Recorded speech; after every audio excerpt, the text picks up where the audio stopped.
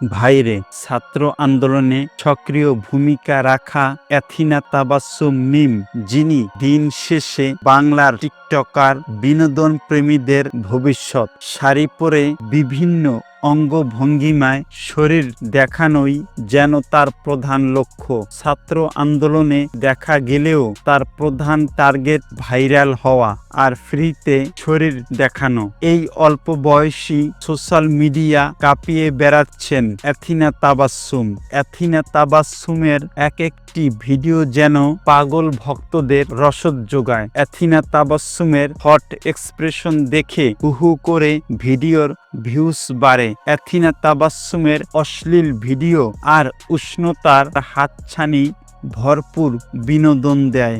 ভাইরে, আমার বন্ধু মফিজ বলতেছিল অশ্লীল টিকটকার হিসেবে এদের অস্কার দেওয়া উচিত, তাহলে মাসুম ব্যাচেলারদের কে মনোরঞ্জন করত।